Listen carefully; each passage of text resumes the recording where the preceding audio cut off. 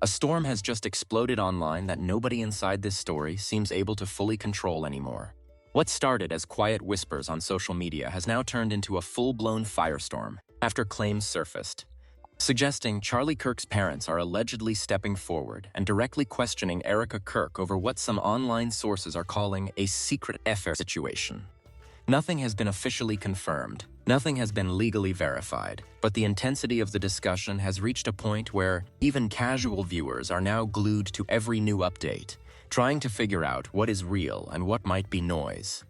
And here's where things get even more explosive, because according to circulating online discussions, this isn't just about rumors anymore. It's about trust inside a family that, from the outside, always looked unified and unshakable. The idea that Charlie Kirk's own parents are allegedly raising concerns has sent shockwaves through supporters and critics alike. People are now revisiting old interviews, past appearances, and even harmless moments that suddenly feel different in hindsight. Every clip is being re-examined like it holds a hidden clue nobody noticed before. But the real tension comes from what people believe might have triggered this shift. Online commentators are pointing to what they describe as a secret affair reveal, suggesting that private details, whether real, exaggerated, or completely misinterpreted, may have caused a serious fracture behind closed doors. Again, none of this is confirmed, but the narrative spreading across platforms is growing louder by the hour. And when family members allegedly start questioning what really happened in a marriage that was once publicly presented as stable, the internet doesn't just watch, it investigates. Now everyone is asking the same burning question. If Charlie's parents are truly speaking out, what exactly did they see or hear that changed everything? Why are old timelines suddenly being dragged back into the spotlight? And most importantly, why does it feel like every new detail only deepens the mystery instead of clearing it? Because if even a fraction of these claims turn out to be connected, then this isn't just another online controversy anymore. This is something much bigger beginning to unravel in real time, and nobody is ready for where it leads next. To understand why this situation has exploded the way it has, you first have to slow everything down and look at the layers underneath all the noise. Because on the surface, it looks like just another wave of online controversy. Rumors, clips, interpretations, and social media speculation all colliding into one giant storm. But the reason people are reacting so strongly is not just because of what is being said right now, but because of everything that already existed in the background long before any of this resurfaced. Charlie Kirk has always been a highly visible political figure, someone constantly in the public eye, surrounded by commentaries, support, criticism, and constant media attention. Whenever a public figure operates in that kind of spotlight, even the smallest personal detail eventually becomes part of a much larger narrative. And that's exactly what has happened here. Over time, the conversation around his personal life, relationships, and family dynamics has been shaped not just by facts, but also by perception, interpretation, and internet-driven storytelling. Erika Kirk, on the other hand, has often been presented in public discourse as someone who represents a strong personal identity tied to values, faith, and family life. In public appearances and interviews, she has been seen through a very specific lens, one that emphasizes discipline, structure, and a clearly defined personal image. That image is important because it is the foundation on which much of the current online discussion is now being built. When people feel that an image is strongly defined, any perceived contradiction, no matter how small, tends to stand out more sharply. Over the years, supporters and critics alike have formed their own interpretations of how public figures like Charlie and Erika Kirk present themselves versus how their private lives may actually function behind closed doors. This gap between public image and private reality is where most internet speculation usually begins. And once that gap is opened, it rarely closes easily because audiences begin filling it with their own assumptions, comparisons, and theories. In this case, what intensified things further was the way social media platforms amplify fragmented information. A short clip here, an old interview there, a resurfaced post somewhere else. Individually, none of these elements necessarily create a complete story. But when they are repeatedly circulated together, they start forming patterns in the minds of viewers. And once people believe they see a pattern, they begin actively searching for more pieces that confirm it. That is how online narratives around personal relationships tend to evolve. Not through one single event, but through accumulation.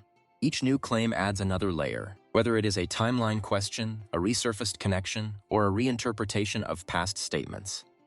Over time, this creates an environment where even unrelated details start getting pulled into the same storyline, simply because they appear connected in the public imagination. Another key factor in how this situation escalated is the role of family perception in public controversies. When audiences hear that close family members, especially parents, are allegedly involved in questioning or reacting to a situation, it immediately raises the emotional stakes. Family dynamics carry a weight that external commentary does not. Even when claims remain unverified, the idea alone changes how people emotionally process the story. This is why the current discussion has moved so quickly from simple rumor territory into something that feels more intense. It is not just about two individuals anymore. It is about relationships, trust, loyalty, and the idea of what happens when private concerns allegedly become public tension. Whether or not any of the circulating claims are accurate, the narrative itself has already taken on a life of its own. At the same time, it is important to recognize how easily modern audiences can be pulled into interpretive cycles. Once a story becomes emotionally charged, people begin revisiting older content with new assumptions. Interviews that once seemed normal are now analyzed differently. Past appearances are rewatched with suspicion. Even neutral moments are reinterpreted through the lens of current discussion. This is not because the content itself has changed, but because the context in which it is viewed has changed. And that shift in context is what drives most viral controversies today. The story doesn't need new facts every time. It only needs new angles. Each angle creates fresh discussion, and each discussion fuels more engagement. That cycle continues until the narrative becomes larger than any single verified detail. In situations like this, the internet also tends to blur the line between curiosity and conclusion. People start by asking questions, but over time, those questions begin to sound like answers. And once that happens, it becomes very difficult to separate what is known from what is being assumed. So when people see headlines or clips suggesting that Charlie Kirk's parents are allegedly reacting to a private situation involving Erika, they are not just reacting to that one claim in isolation. They are reacting to the entire ecosystem of previous discussions, past assumptions, and accumulated speculation that has been building over time. That is what makes this moment feel heavier than a typical online rumor cycle. It is not one spark. It is a pile of unresolved narratives finally catching fire at the same time. And once that happens, every new detail, no matter how small, feels like it might be part of something much bigger unfolding underneath the surface. As the conversation intensified online, what began as scattered speculations started consolidating into something far more structured in the public imagination. It was no longer just about vague rumors or isolated clips being reinterpreted. It had evolved into a narrative where people believed there was a hidden timeline underneath everything that had been publicly presented. And once that idea took hold, every new piece of information, no matter how ordinary, began to feel loaded with meaning. The turning point, according to online discussions, came when claims started circulating, suggesting that Charlie Kirk's parents were no longer staying silent behind the scenes. Instead, they were allegedly beginning to question certain aspects of what they had been told regarding Erika Kirk's personal history and relationships. This is where the situation shifted from passive online commentary to something that viewers interpreted as active internal conflict within the family structure. Now, it is important to understand how quickly narratives like this evolve once family involvement enters the picture. Even without verified statements, the idea that parents might be calling out or raising concerns changes the emotional temperature instantly. People no longer see it as external gossip. They begin to see it as internal validation of something they already suspected. That psychological shift is what gave this story its first major escalation. At the same time, older fragments of information began resurfacing across platforms. Interviews, photos, and past public appearances were being reshared with new captions and interpretations layered on top. Moments that once had no controversy attached to them were suddenly being analyzed frame by frame. A casual remark in an interview was now treated as a potential inconsistency. A harmless social media post was now being positioned as a clue.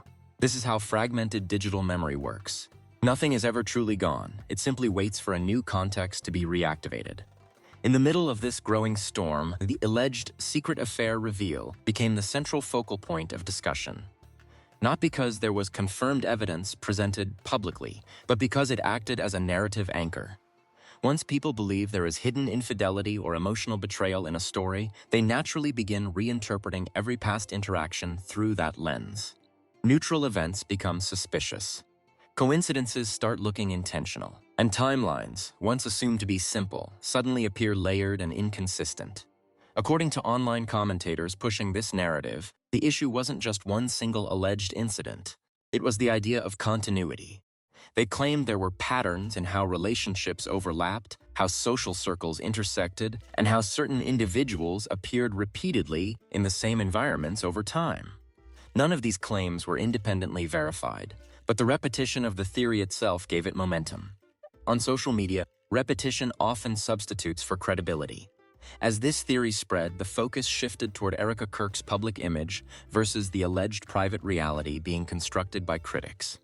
Supporters continued to emphasize her public persona, disciplined, composed, and aligned with a structured value system. Critics, however, began to argue that this image might only represent one layer of a much more complex personal history. The conflict between these two interpretations became the emotional core of the story. And this is where the first twist began to form in the public narrative. It was not a confirmed event, but rather a shift in perception.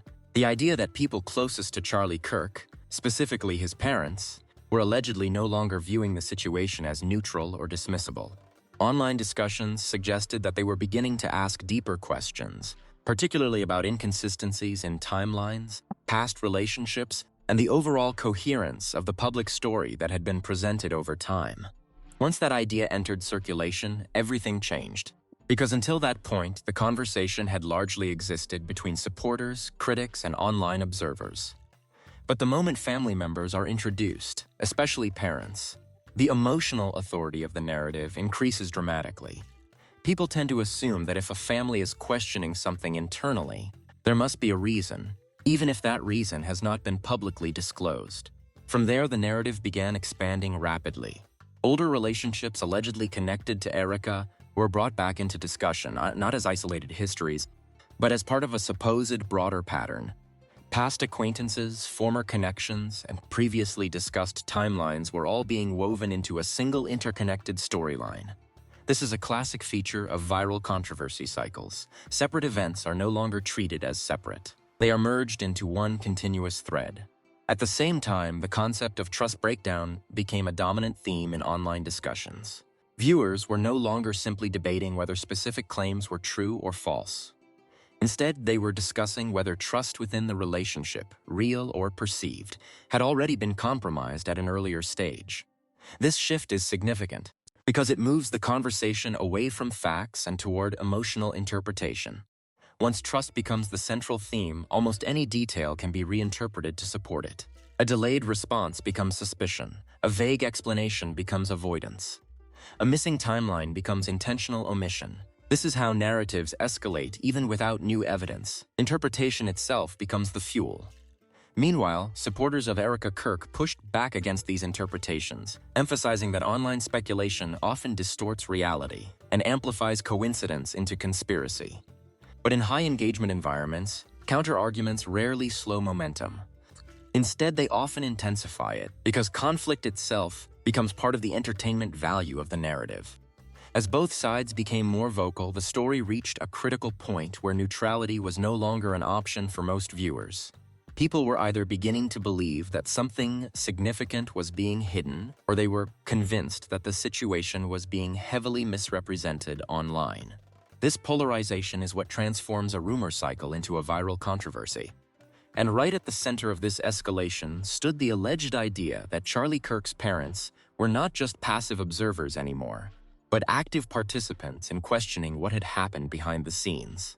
Whether this is accurate or not, the belief alone was enough to push the story into its next phase. Because once family-level doubt enters the narrative, the story no longer feels like internet speculation. It starts feeling like something that is breaking open from the inside. And at that point, the question is no longer what people are saying online. It becomes what people close to the situation might allegedly already know and haven't fully said out loud yet. Everything had been building toward this moment, even if nobody fully understood it yet. At first, it looked like just another wave of online noise. Clipped conversations, blurred screenshots, and anonymous posts that kept resurfacing at strange intervals. But the deeper investigators dug into the digital trail, the more it stopped feeling like coincidence. There was a pattern, not just in what was being said, but in when it was being said. Every major leak seemed to land right after a private conversation went public. Every alleged contradiction surfaced immediately after someone close to the situation went silent. It wasn't random anymore. It was structured, almost timed. And that's when the narrative shifted from personal drama into something far more unsettling. One of the first cracks appeared during a private briefing that was never supposed to leave the room. A small group of insiders had gathered to review what they called timeline inconsistencies. No one expected it to go beyond internal discussion. But within hours, fragments of that meeting began circulating online. Not recordings, just details, too specific to be guesses. That was the first warning sign. Because whoever was leaking information wasn't guessing. They were close enough to know exactly what was being said. Then came the second wave. A batch of old digital records resurfaced, photos, archived posts, and metadata logs that had supposedly been deleted years earlier. At first, people assumed it was just standard internet digging. But experts reviewing the files noticed something unusual. The timestamps didn't behave normally. Several files appeared to have been re-exported recently, even though the content itself was years old. That meant someone wasn't just exposing information. They were reprocessing it, reframing it, reintroducing it at specific moments to change how it would be interpreted. That detail changed everything, because now it wasn't just about what was true or false. It was about who was controlling the flow of information. And then the escalation hit its peak. A previously unknown intermediary figure came forward, claiming they had been contacted months earlier by a media consulting group specializing in narrative stabilization. At first, that sounded like standard PR work. But according to the claim, the strategy wasn't about clarification. It was about containment. The goal wasn't to answer questions. It was to manage how long those questions stayed alive. The most shocking part wasn't even the allegation itself. It was the alleged timeline. The consultant claimed they were approached before any public controversy had fully formed, before speculation went viral, before the story even had a name online. Which meant one of two things. Either someone predicted everything in advance, or someone was already shaping the environment before the situation became public. That's when the entire case stopped feeling like reactive chaos and started feeling like a controlled sequence. But the real turning point came from a completely unexpected source. A short, unverified clip appeared on a lesser-known platform. It showed a private exchange between two unidentified individuals discussing prepared narratives and pre-built response paths. The audio was distorted, faces partially obscured, but the terminology used inside the clip was highly specific. Words like pre-aligned messaging, false identity framing, emergency redirection points. These weren't casual phrases. They sounded rehearsed, professional, structured. Within hours, the clip was taken down, re-uploaded, mirrored, and dissected across forums. And that's when the internet split into two factions. One side believed it was fabricated entirely, another internet hoax designed to stir confusion. The other side insisted it was evidence of something far more coordinated happening behind the scenes. But both sides agreed on one thing: something didn't add up anymore.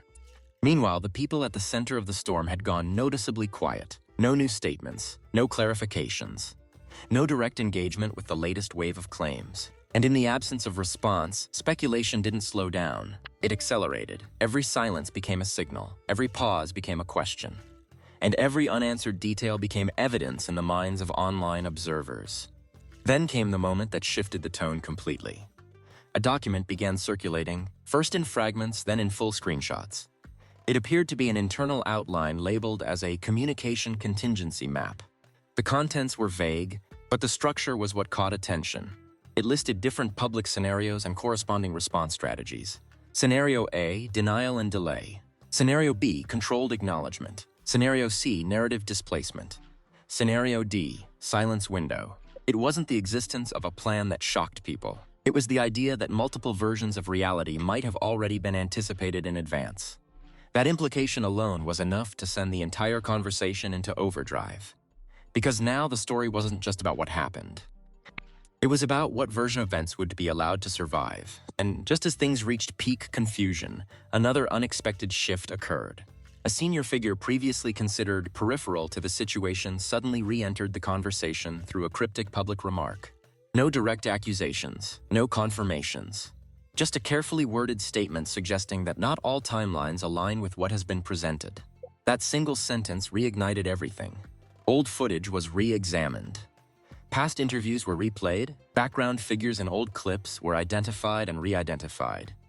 Even unrelated public appearances were pulled back into the discussion, as people searched for anything that might connect the dots. But instead of clarity, it only created more layers. Because every explanation introduced new contradictions, and every contradiction led to a new theory. By this point, the situation had evolved into something larger than the original controversy. It wasn't about one relationship. It wasn't about one family. It had become a system of interpretation, where every detail could mean multiple things depending on who was analyzing it. And that's when the most unsettling realization began to take hold among observers. There might never have been a single stable version of the story at all. Just overlapping narratives, each competing for dominance. And somewhere in the middle of all of it, the truth, whatever it actually was, had been buried under layers of timing, framing, and selective visibility.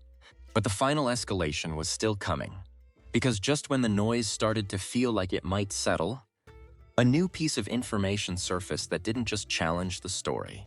It challenged the idea that the story had ever been open to the public in the first place. And that's where everything stopped feeling like speculation and started feeling like something had been carefully designed from the very beginning. The moment that final wave of claims hit the internet, everything stopped feeling like a normal online controversy. It wasn't just trending anymore.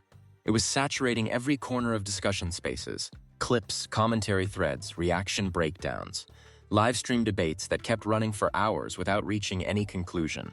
People weren't just consuming the story, they were trying to solve it like a puzzle that kept changing shape every time someone thought they had an answer.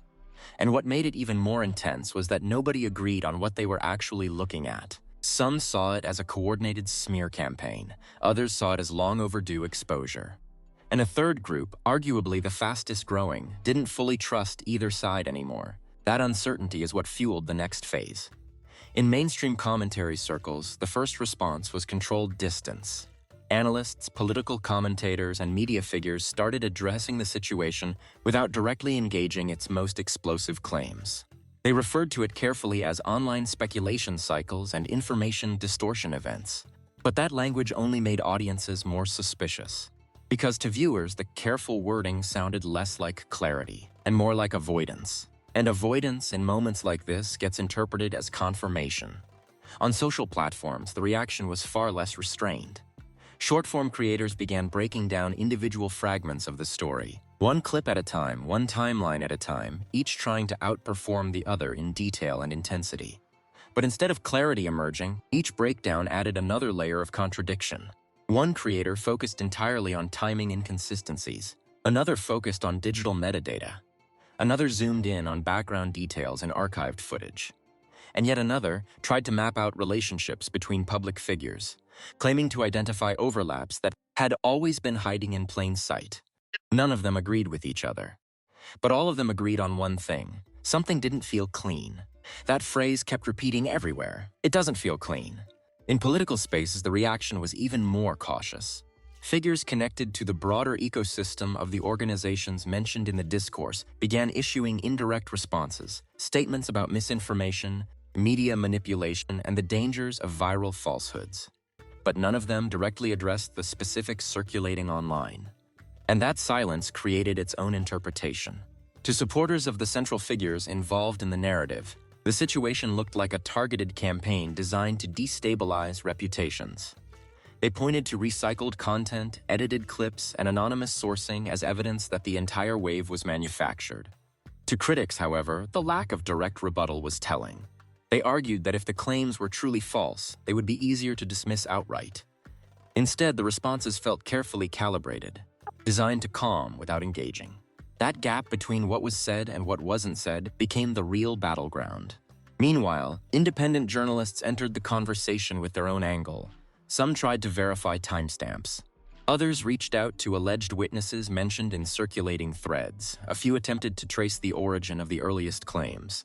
But even there, the trail kept breaking at inconvenient points.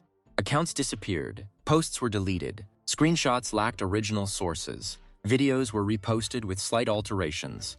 Nothing remained stable long enough to be confirmed with certainty. And that instability only deepened public fascination. Because the more the story resisted verification, the more people believed there had to be something underneath it worth hiding. Late-night discussion panels became especially intense. Hosts who normally avoided controversial speculation found themselves pulled into the topic simply because audiences demanded it. Calls flooded in, chat rooms filled with theories. Entire segments were dominated by people trying to interpret fragments of information in real time, and still, no consensus. Even within families and friend groups, the story became a dividing line. Some dismissed it as internet noise, others followed every update obsessively. And some refused to engage at all, arguing that the entire situation had crossed into unhealthy territory. But avoidance didn't make it disappear. If anything, it made it grow louder. Then came the moment that shifted the emotional tone of the entire conversation. A former associate, previously only lightly connected to the broader ecosystem of the story, made a public remark during an unrelated interview. The comment wasn't dramatic, it wasn't accusatory. It was almost casual. But it suggested that a lot more was known internally than was ever publicly acknowledged. That phrase detonated across the internet. Because it didn't introduce a new claim, it validated the idea that there was more behind the scenes in the first place. And once that possibility became socially acceptable, everything got reinterpreted. Old interviews were rewatched with new suspicion. Past smiles and public appearances were reframed as calculated restraint. Even neutral statements were reanalyzed for hidden meaning. The internet wasn't just reacting anymore, it was reconstructing. And reconstruction always comes with distortion. At the same time, a noticeable shift happened in tone among high-profile commentators who had previously engaged with the topic indirectly. Many began stepping back entirely, not with statements but with silence. Comment sections were disabled, threads were locked, discussion posts were removed without explanation. To the public, that retreat didn't reduce attention, it intensified it, because absence in this context was interpreted as pressure. Pressure meant relevance, and relevance meant importance. Inside online communities dedicated to tracking the story, users began building increasingly complex timelines. Color-coded charts, relationship maps, event sequences, and theory stacks that tried to align every circulating claim into a single framework. The irony was that the more organized these reconstructions became, the less certain they felt. Every attempt at clarity introduced new inconsistencies. Every correction created a new question. And every new question pulled the conversation further away from anything verifiable. Eventually, even some of the most committed observers began expressing fatigue. Not disbelief, but exhaustion. The sense that the story had expanded beyond the point where it could be held together by logic alone. Still, engagement didn't slow down, because emotionally the story had already moved past facts. It had become about interpretation, identity, and distrust. By the end of the reaction cycle, 3 competing narratives dominated the space. One claimed it was a coordinated misinformation wave designed to manipulate public perception. Another insisted it was a delayed revelation of long-hidden internal fractures finally surfacing. And the third, growing quietly in the background, argued that the truth might be irrelevant at this point, because perception had already replaced reality. And that third group was the most unsettling of all, because it suggested something irreversible had already happened. The story was no longer being observed from the outside. It was being shaped in real time by everyone participating in it. And once that happens, there's no single version left to return to, just fragments, echoes, and competing interpretations that refuse to settle. Which is exactly why, even as official channels tried to move on, and commentators attempted to shift focus elsewhere, the conversation kept resurfacing. Not because new proof appeared, but because the public was no longer waiting for proof at all. They were waiting for confirmation of whichever version they had already decided to believe. And that's what made the situation impossible to close. Because at that point, the story wasn't happening to the public anymore. The public had become part of the story. By the time the noise should have started fading, it actually got sharper. Not louder in the usual sense, but more focused, like the entire conversation had narrowed into a single point everyone kept circling back to without ever landing on it. And that point wasn't another claim, or another clip, or another alleged leak. It was the question nobody could fully answer anymore. What part of this was ever real, and what part was constructed after the fact? That question didn't come from one source. It emerged slowly, almost accidentally, through the overlap of contradictions piling up across weeks of discussion. People who had once been arguing over individual details started noticing something bigger. Even the structure of the story didn't behave normally. Timelines shifted depending on who was explaining them. Key moments were remembered differently across interviews. Events that were once described casually suddenly gained importance later. And older clips, when replayed in a new context, seemed to suggest meanings nobody had noticed before. It created a strange effect. The further people went trying to stabilize the story, the more unstable it became. Then came the moment that changed the tone again. A compilation surfaced, quietly at first, then rapidly spreading across multiple platforms, showing a series of previously disconnected statements, interviews, and public appearances placed side by side. Nothing in the compilation was new, but the arrangement was. And that arrangement implied something uncomfortable, not necessarily wrongdoing, not necessarily conspiracy, but coordination. The idea that certain narratives didn't just emerge naturally, but were reinforced, repeated, and framed in ways that guided how they would be understood later. That suggestion alone was enough to reset the entire conversation. Because once people start questioning framing, they stop trusting interpretation.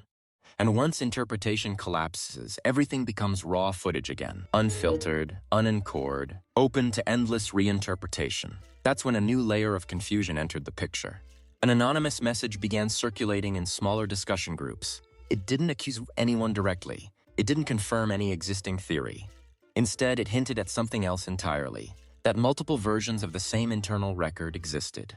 Different cuts, different archives. Slight variations in documentation that didn't match perfectly when compared side by side. At first, most people dismissed it as fabrication.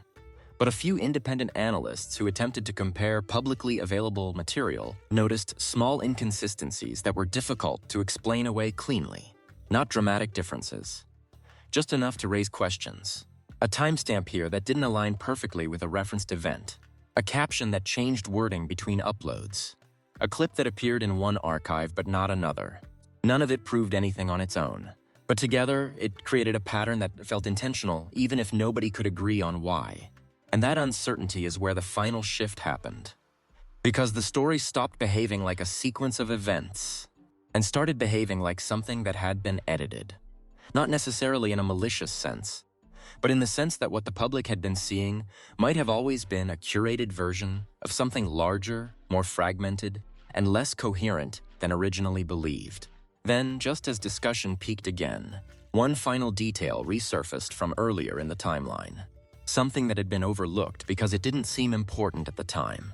A short remark in an old interview, a passing comment about how things look from the outside never fully matches how they feel internally. Back then, it sounded like a generic reflection. Now it sounded like a warning that nobody recognized until it was too late. That single line became the center of renewed speculation. Not because it confirmed anything, but because it suggested awareness. Awareness that perception and reality were already diverging long before the public started paying attention. And once that idea took hold, the entire narrative began to fracture again, but in a different direction this time. Instead of trying to prove what happened, people started questioning whether the public was ever meant to fully understand it in the first place. Was the information incomplete by design? Were certain gaps intentional? Or had the story simply grown too large, too entangled, too layered to ever be reconstructed accurately after the fact? No one could agree. But the uncertainty itself became the defining feature, and then came the final turn. A new wave of discussion began forming around the idea that the story everyone had been reacting to might not be a single timeline at all, but multiple overlapping narratives that had been merged over time through repetition, commentary, and reinterpretation. Each retelling smoothing out contradictions, each analysis filling in missing pieces with assumption, each viral clip reinforcing a slightly different version of the same core idea, until eventually what remained wasn't a clear sequence of events, but a composite, a stitched-together version of reality shaped as much by reaction as by fact. And once people started seeing it that way, everything changed again. Because suddenly, every reveal didn't feel like discovery. It felt like construction. And every update didn't feel like progress. It felt like another layer added to something already unstable. The final moments of the discourse didn't resolve anything. They unraveled it further. The last widely shared thread didn't offer answers or conclusions. It simply posed one final question that spread faster than anything before it. If every version of this story contradicts another version, then which one was ever meant to be believed? And right after that, the conversation didn't escalate again. It paused, not because it was finished, but because it had reached a point where adding more information no longer created clarity, only deeper confusion. And somewhere in that silence, the story stopped feeling like something unfolding in public, and started feeling like something the public had been pulled into, without ever agreeing to step inside. No resolution followed, no final confirmation arrived. Just fragments still circulating, interpretations still forming, and people still trying to decide whether they were watching the truth unfold or watching the aftermath of something that had already been decided long before anyone started paying attention.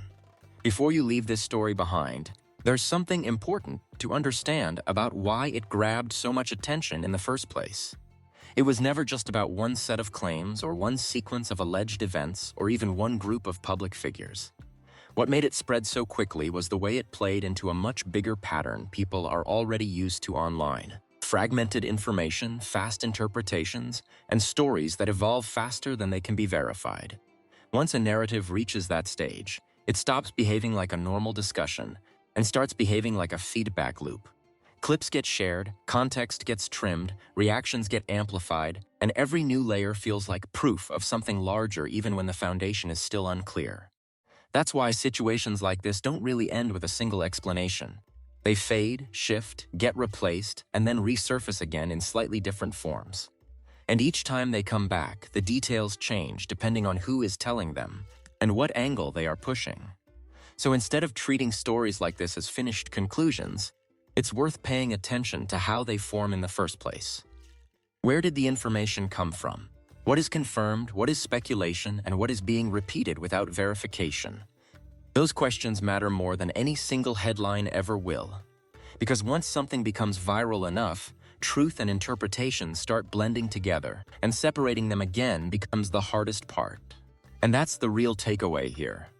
Not the specifics of the claims themselves, but the way modern narratives are built, shared, and shaped in real time by thousands of voices at once. So if you've followed this story this far, don't just stop at the most dramatic version you've seen online. Look deeper.